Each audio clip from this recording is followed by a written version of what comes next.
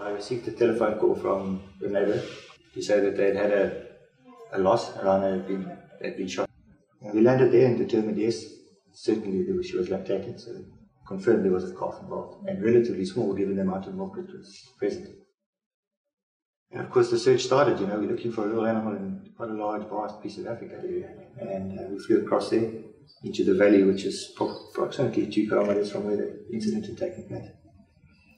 Really a bit of a miracle that we were able to see this little animal in such a vast piece of Africa. Loaded this little animal onto the back of the vehicle and then straight into the back of the helicopter, put the seatbelt on, and off she went.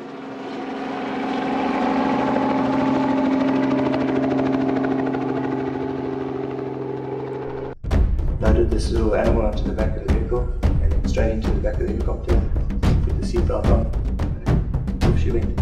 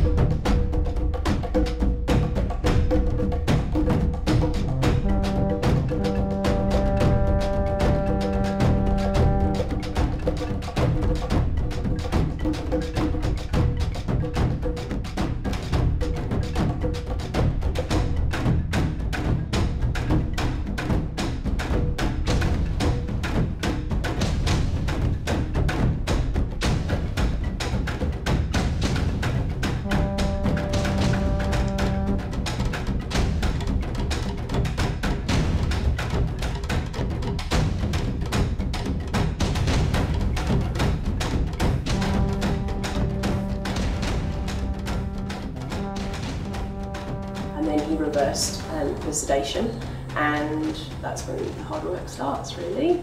Then we've got to try and get her settled and drinking.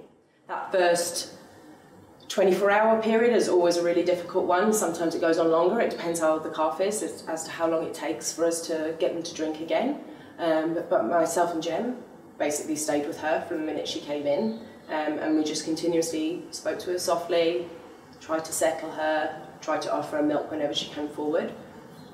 But naturally, this is an alien environment to her, so she, as she comes round from the sedation, becomes more and more upset and unsettled. And she became quite stressed and she was pacing, and we basically had her in the room, and as it got to around sort of 6:30, 7, she'd become increasingly more stressed. She started pacing, she was calling for her mother, which is just horrific to listen to.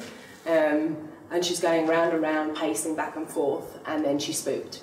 And she smashed into every wall that we had and the bars and ran in big loops, just panicking. And we were unable to console her because we yet didn't have a proper bond with her. So we had to call the vet, we had to call Pete back out, and he raced here. But obviously it takes time for him to get all his bits together and get here, and so for about half an hour she continuously ran in circles, bashing herself, which was just awful to witness, because they've been through so much already to now be going through this again. They're tough cookies though. The only way we could stop her was to sedate her, so he had to dart her again to sedate her down. Now we realised what we were working with. Now we realised it was the dark that was upsetting her. We didn't just put low light on, we put high lights on in there.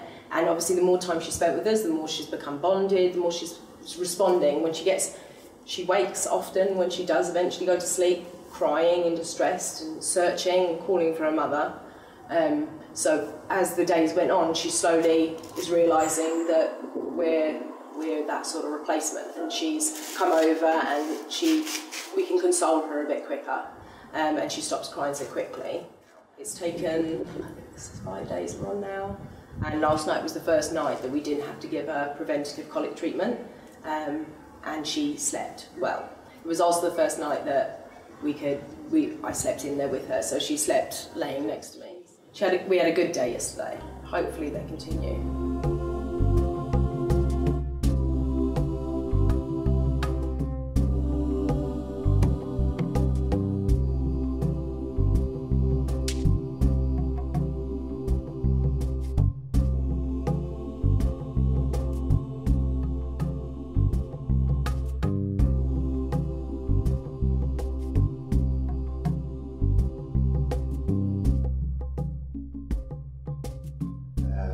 we lost a considerable number last year, and as I say, we've lost a number this year. And you become, to a certain degree, hardened to it. But it's the little one like this that makes the difference.